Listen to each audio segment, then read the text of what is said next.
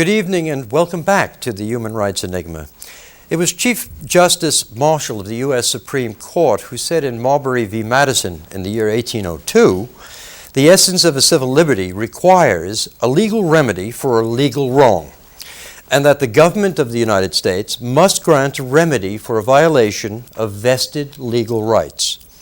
In our previous shows, we've tried to explore the link between human rights laws and those of a national origin.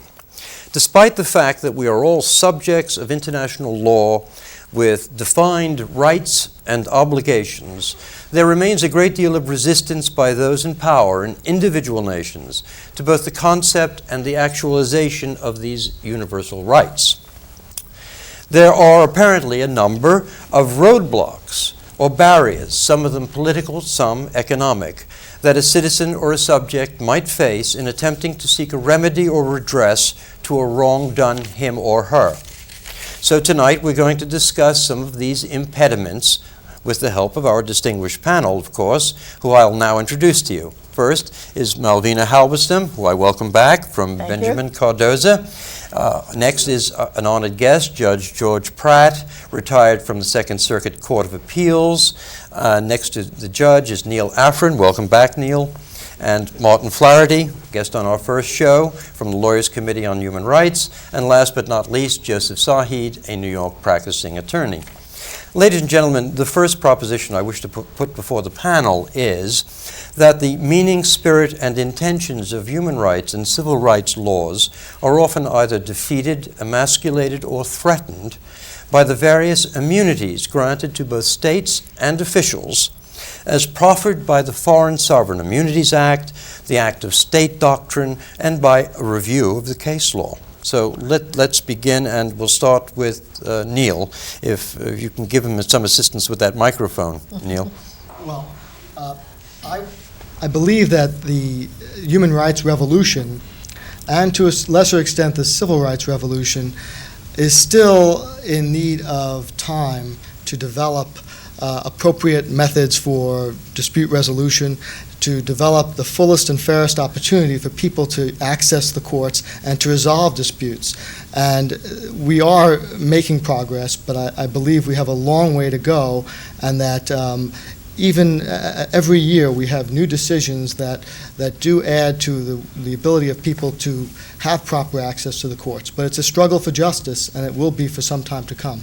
Stuart, carry that idea forward.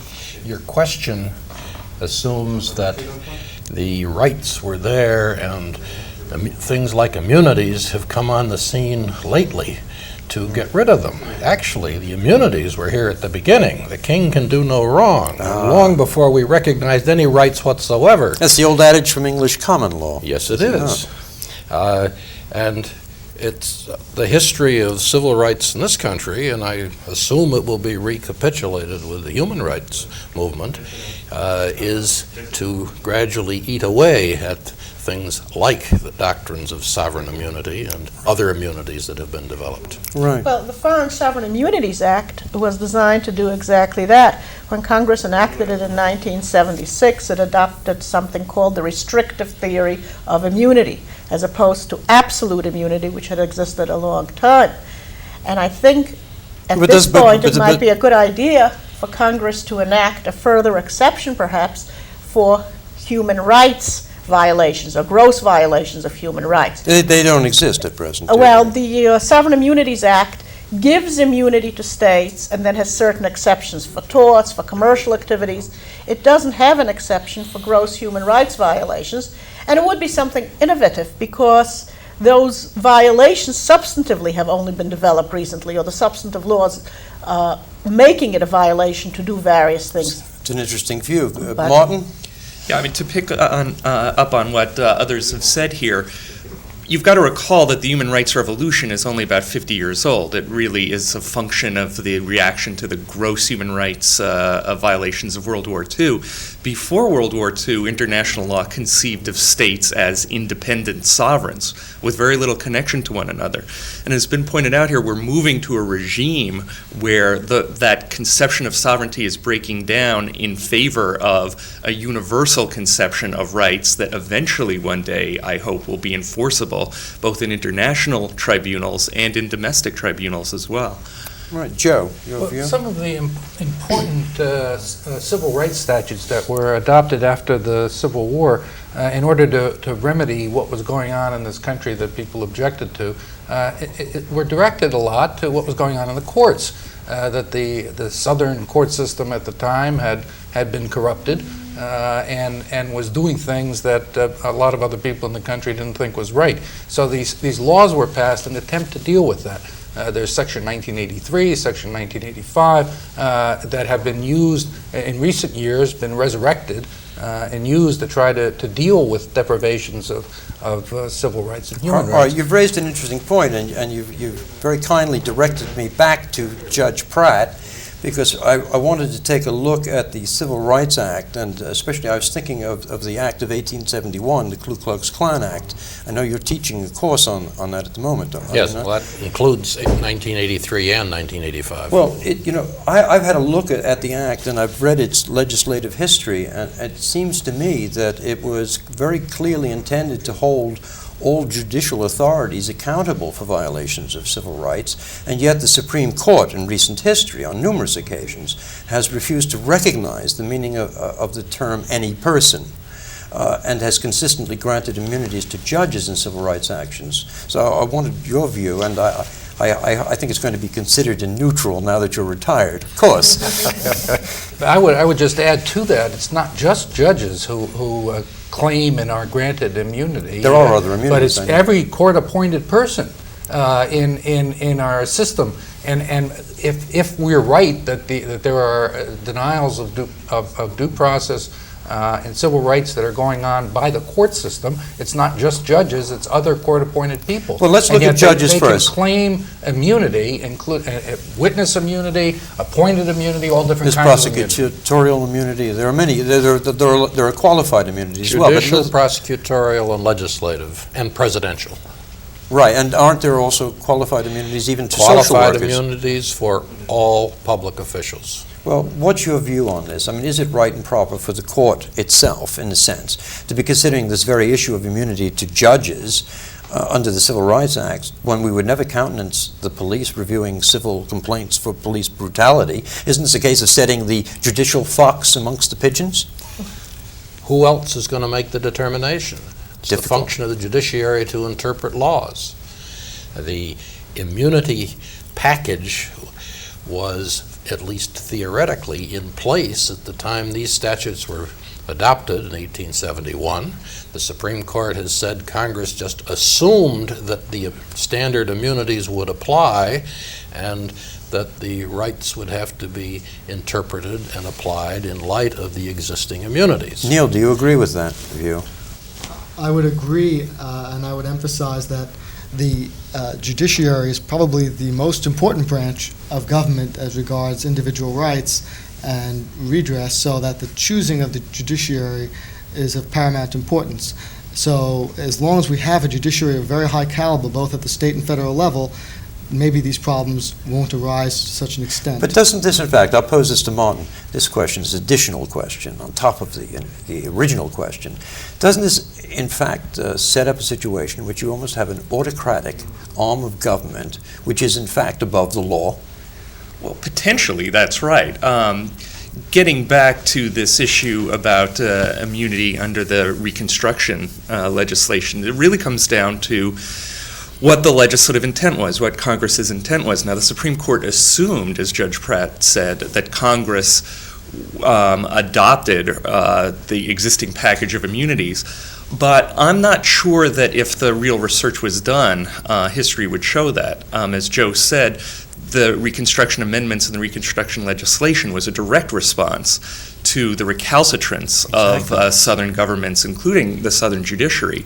And the Supreme Court is notorious for doing very poor history in many of its decisions. Well, so I'm not saying I know what the history is. Judge Pratt doesn't exactly agree with you. I'm not saying I know what the I agree on that point. Oh, you do? Yeah.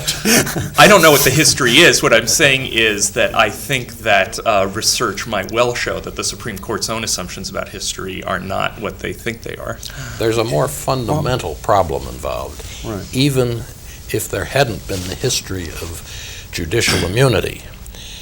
You have a fundamental policy problem that if judges are not relieved of the burden of worrying about being sued for every decision they make.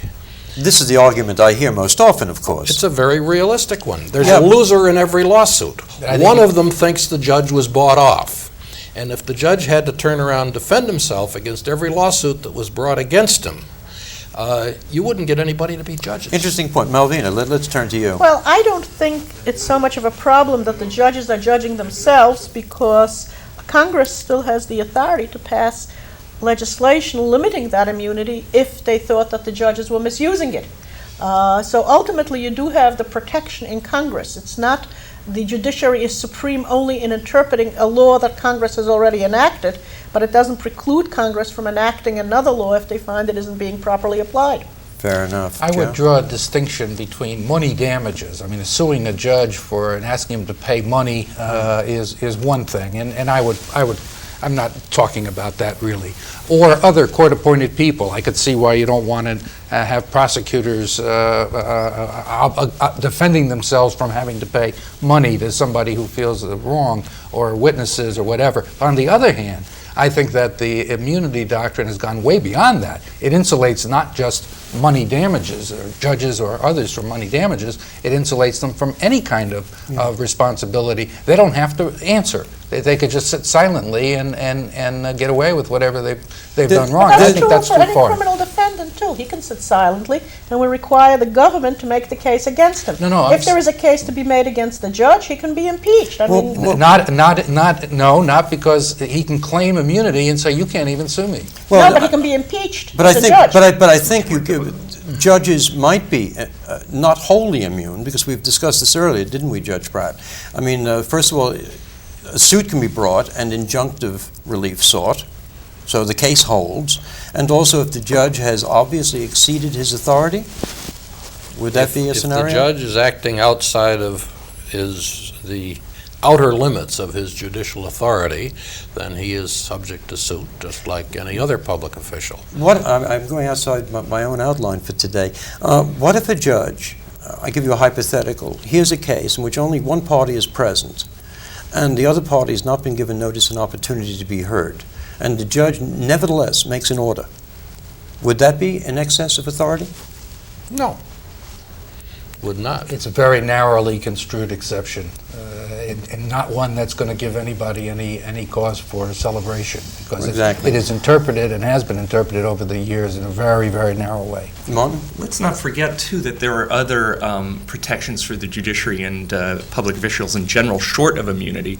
Justice White, in his dissent in, I believe, Nixon versus Fitzgerald, which was the case that established presidential immunity in civil suits, said that immunity goes too far, that what would protect the president from frivolous lawsuits would be summary judgment motions or dismissal motions, and that's a way to weed out frivolous suits for anybody. Or vexatious suits. Right, or vexatious suits for anybody, and that would make public officials much more accountable than they are today under an absolute or close to absolute immunity doctrine, depending on who the official is. But the problem isn't just vexatious suits.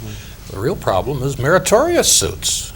Judges make mistakes, and if they're going to have to answer for them in personal damages, they're going to worry about the decisions they make, whether they're popular. Would we separate out here judicial error, which one can obtain relief by judicial review, from some damage that the judge actually brought upon a plaintiff or a defendant? Everything that a judge does in a judicial capacity is subject to judicial review by appeal.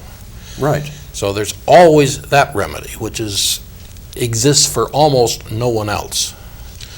But take a real situation here. Take a situation that we talked about before, where a couple is disputing over domestic relations matters, and they go to the state court, and what happens is that the judge appoints several different people, maybe psychiatrists, maybe guardians, and then there's people who come and testify, who may not be appointed by the court, but who come and testify. And let's just hypothesize a situation where absolutely terrible things happen that we all know are against what our Constitution stands for. People lie, people cheat, and they're doing it and they're acting in a discriminatory way in order to achieve a political result. Okay? Now, you would think that under those circumstances, there ought to be redress for the people who have been wronged by the process. And when you start analyzing where the immunities lie, you'll find that there's no redress. And therefore... Well, hold on. Let me interrupt you there, because I want to deal with another aspect of immunity, and time is short. I want to turn to Malvina on this one. Malvina, the Foreign Sovereign Immunities Act, what's your view as to whether or not this is presenting a shield to a state and its officials from some kind of legal accountability? What are the exceptions to immunity? Well, I think it definitely does present a shield. And by enacting the Foreign Sovereign Immunities Act in 1976, Congress has stated that there are some situations in which a state ought not to be immune. Mainly there are commercial activities in the United States, a tort in the United States. There are some estate property exceptions. But as I said earlier, at the time in 1976, the human rights hadn't been developed anywhere as closely as they are now, and also terrorism. There have been a number of treaties on terrorism that have been adopted. Do you think this should be included as an exception? I think that the Foreign Sovereign Immunities Act ought to be reconsidered and perhaps add additional areas in which a state is not immune. Judge, may I just give you one example? Yeah. Libya is now immune in an action by plaintiffs in the Pan Am 103 Lockerbie disaster. And they shouldn't be. It doesn't serve any purpose. We are in litigation with Libya in the International Court of Justice. We've gotten the Security Council to impose sanctions on them for refusing to give up the people who are alleged to have committed the act. And yet in our courts, we shield them. So if you're balancing interest, which is what sovereign immunity is, it seems to me the balance lies on the other side, and terrorist acts, gross violations of human rights, maybe some others, should be accepted from immunity. Judge, what's your view? My view is that this whole area is so complicated by the international relations aspects of it. One country is against another, and the countries deal on many levels at the same time. How they balance these things is very touchy. It's political. It involves, in the last analysis, the possibilities of war. And it comes down to the problem that Neil raised in the first place. This whole process about recognizing human rights is very recent, and we're just beginning to sort out the mechanisms as that we can are really here in adjust this brief them. series. Yes. Let's let Neil. I would add that the Second Circuit last year in Caddick versus Karadzic held that there is no immunity for states or individuals if there is a violation of gross human rights, and nobody can hide behind a gross shield. violation of human rights. Correct. Did he misspeak himself? I'm sorry. I don't think they held there is no immunity. All they did was interpret a jurisdictional statute and said that the fact that it's individual action doesn't preclude the court from considering it. The case hasn't come up substantively yet, and nobody has invoked sovereign immunity there, nor, in fact, do I think there's anybody who can, because it was not done by sovereigns. In fact, their argument was the other way around, that since it was not a state acting, they were not responsible, and the court rejected that, and I think commendably, very clearly asserted that individuals are responsible for violations of international law and violations of human rights, such as genocide or torture or war crimes. Well, this raises another interesting point. As you mentioned, active state, because we haven't discussed this. But what role does active state doctrine, and I stress the word doctrine, play in looking at the Foreign Sovereign Immunities Act and other violations of human rights law? Well, there are really two separate doctrines. act of state does not give anybody immunity. And for act of state, you don't need a state litigant. But what the act of state doctrine says is that if the doing is involving a substantive law that is a foreign act of state, U.S. courts may not consider whether that foreign act violates international law. I happen to be very critical of the act of state doctrine, and I've written on it. It's a limitation, isn't it? It's a barrier. It's more than a limitation. It actually forces U.S. courts to enforce foreign law that violates international law, which is terrible. Let's turn to Martin on that. Well, But you've had experience abroad. Yeah, I'd like to raise another problem, which is true in areas I've worked with, but it's also true in the United States. There's an effective limitation on the enforcement of human rights, and that's the fact that for many international human rights norms here in the United States, one cannot raise them in U.S. courts because the Senate has stated in ratifying those treaties that they require further legislation by Which Congress. treaties are these? Any number of treaties that Neil's been. I believe it's the International Covenant on Civil and Political Rights, the American Convention on Human Rights, the International Convention on Racial Discrimination, and I know it's also the United Nations Convention on the Rights of the Child. That's true, I too. have experience of that. And this is also a problem in, say, the United Kingdom as well. One cannot raise international human rights standards in domestic courts because those human rights standards have generally not been incorporated into domestic law. Now, what does that mean? That means for a litigant, they have to raise all their domestic remedies and exhaust them in domestic courts from the trial court right up through the appellate process, and only then can they raise the international human rights standards before international tribunals. And the problem is exacerbated by the fact that there are almost no international tribunals. Well, there are in Europe. There is in Europe. To which individuals can go for violations of individual human rights, except for the European Convention on Human Rights and its court process. Exactly. But that's limited to a few countries. Worldwide, that's a very small percentage. Exactly. One of the interesting facets here is that a U.S. citizen is not even in the position of a British citizen, who can at least theoretically bring a case before the European Commission on Human Rights. we may be going in the right direction. The Inter-American Court of Human Rights does cover the Americas in implementing the American Convention on Human Rights. And if the United States agrees to the jurisdiction of that court, U.S. citizens will then have an option to go beyond our own domestic judicial system. In some ways, I'm a chauvinist. I think that the United States Constitution is great and is adequate to protect all the rights that we care about. And the problem that I see is that the federal court system in this country has refused to consider certain areas of conduct. To consider challenges that the conduct violates the United States Constitution. They've adopted various phraseologies for explaining why they're not going to get involved.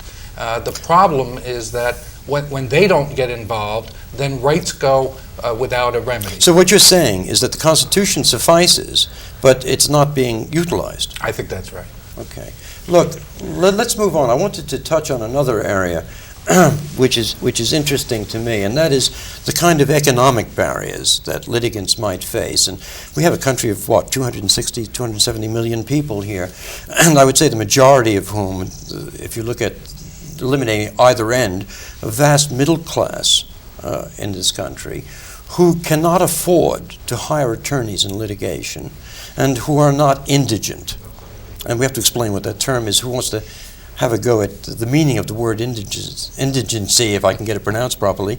Judge, I mean, you're used to dealing with these matters, informal paupers. Well, indigent originally just meant poor, but in the context you're talking about, it's a question of determining what a person's assets and liabilities are and whether they've got cash available with which they could pay a lawyer, which Right. eliminates practically everybody in the country. Nobody can afford lawyers these days. Well, exactly. Unless there's a contingent fee involved of some sort or reimbursement. Well, I want to look at two areas.